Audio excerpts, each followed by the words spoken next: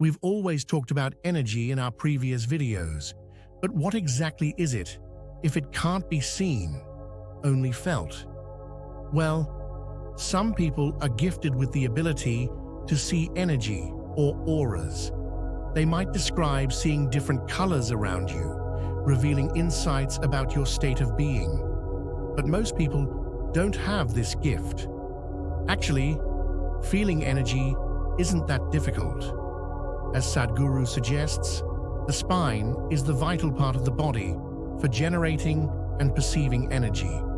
When you meditate, whether by holding your breath for a few seconds before exhaling or simply practicing light breathing, you may notice a pulsing sensation at the base of your spine, almost like a mild electric current. This indicates that your meditation is working and that your ability to perceive energy is strong. Many people describe this pulsing as a tingling or buzzing sensation. Similarly, meditation and yoga are also good practices when it comes to feeling the energy. Experiencing energy sensations after meditation or yoga can feel like a subtle yet profound shift in awareness. Many describe a tingling or buzzing sensation, almost like electricity coursing through the body, while others feel waves of warmth or currents of energy moving freely. Emotionally, this can bring a deep sense of joy, pleasure, and alignment with one's true self. Some even report heightened sensitivity to internal energy flow, as if pathways have opened up, allowing energy to circulate more freely. In certain practices, this sensation is linked to the awakening of Kundalini energy, which rises through the spine and can lead to profound shifts in consciousness. These experiences vary widely, but they often leave practitioners with a sense of clarity, peace, and heightened awareness. But what if you still can't feel the energy after these practices?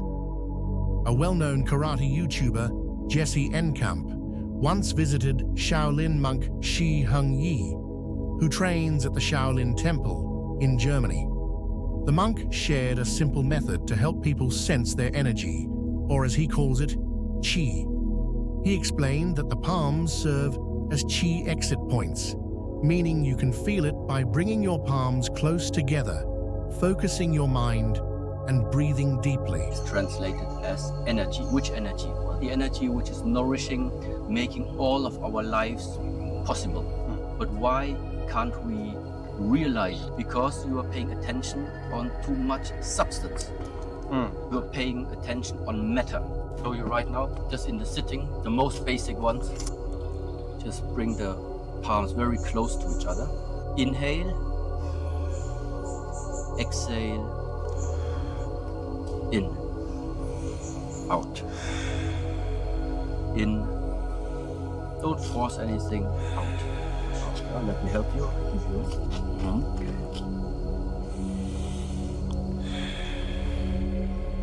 Now focus like on the space in between the hands. Breathing calm. Just continue. Inhale, exhale. From here, let's start this movement. Closer. Don't touch. Wait, am I supposed to feel something? Because I'm feeling a tingling sensation. Keep going. Now go. This is crazy. Now go here again. Okay. Very gentle. Interestingly, after practicing with the master, Jesse described the exact same tingling sensation that people often experience after Kundalini activities like meditation or yoga. Could this explain the hand of miracle phenomenon? The hand of miracle refers to the ancient practice of laying hands on someone to heal them, a technique found in various spiritual and religious traditions. It is believed that by placing hands on or near a person, a healer can channel divine energy, life force, or qi to promote physical, emotional, or spiritual healing. Many who experience this describe sensations like warmth, tingling, or energy waves flowing through their bodies, often accompanied by a deep sense of peace and relief. One of the most famous historical examples of healing through touch comes from Jesus Christ, who, according to the Bible, healed countless people by laying his hands on them. He restored sight to the blind, cured leprosy, and even raised the dead through this divine power. Similarly, Christian saints such as Saint Francis of Assisi and Padre Pio were known for their healing abilities, often praying over individuals while placing their hands on them to transfer spiritual energy. In Eastern traditions, Buddhist and Taoist monks have long practiced energy healing through qi cultivation. Some Shaolin monks and Qigong masters claim to project energy from their hands to heal ailments or balance the body's energy.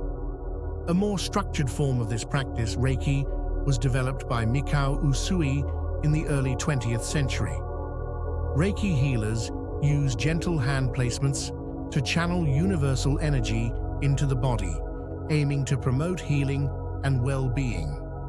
Faith healers like Smith Wigglesworth, a 19th century Pentecostal preacher, also gained notoriety for their dramatic healing services.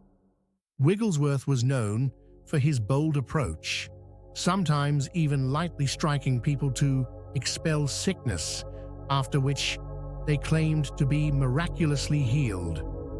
While some view these healings as divine interventions, others believe they operate through bioenergetic fields or psychological effects. Regardless of the explanation, the power of touch in healing has been recognized across cultures for centuries. Since the palms serve as energy exit points of the body, a miracle healing might be performed by one transfers his energy to the sick. After this, the master demonstrates an application of qi. He stands with Jesse in a lunge position, facing each other, and they place their hands on each other's shoulders to push against one another. He explains that the first key element is body alignment. You must focus your thoughts on the incoming force to be prepared for it. Otherwise, you will be easily pushed away. As he says, wherever your mind goes, your energy goes. This demonstrates the incredible power of the mind and thought.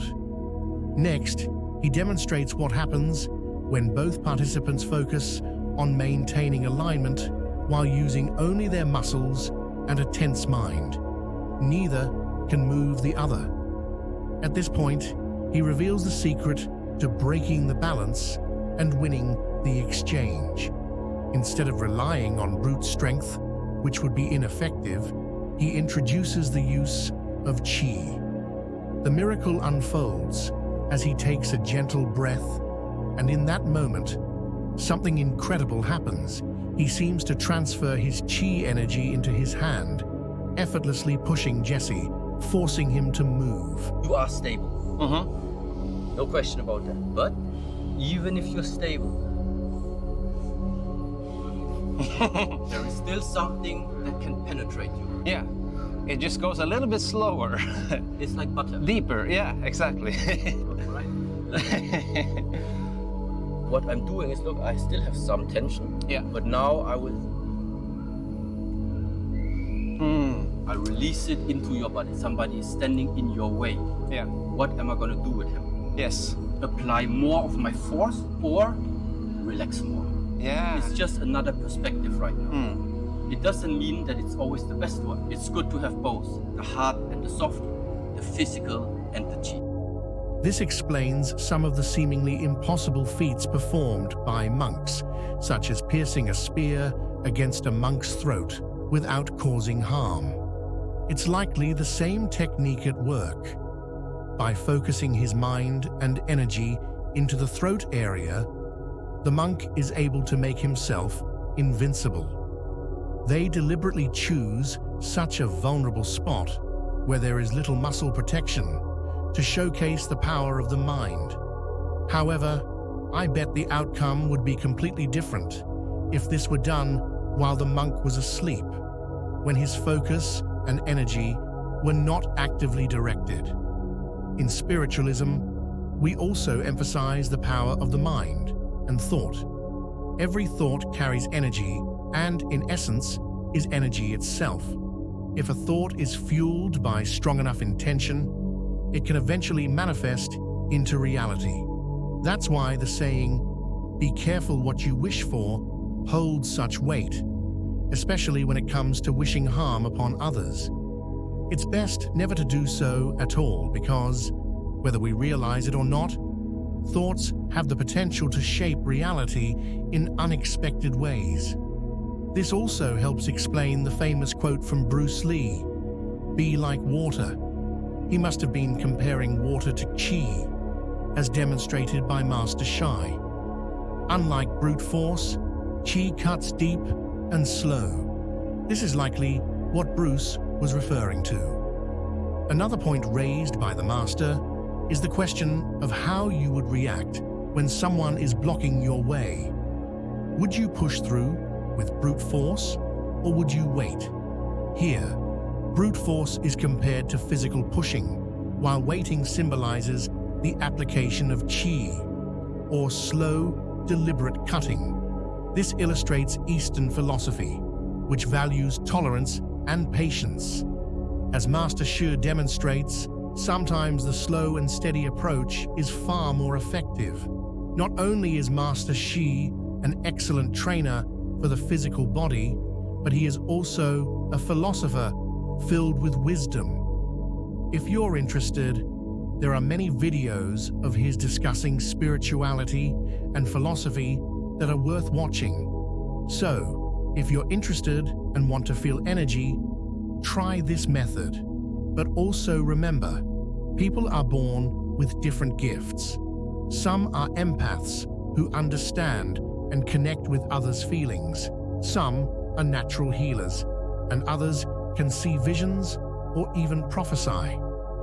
However, to tap into any of these abilities, one must awaken and lessen their obsession with the material world, especially if it's overwhelming.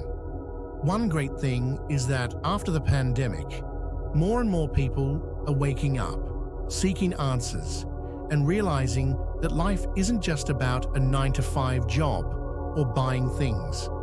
Since humanity is at a crucial point of spiritual shifting, I encourage you to engage in spiritual practices to discover your gift. And if you happen to be a light worker, it's important to explore more about spirituality and share your knowledge with others.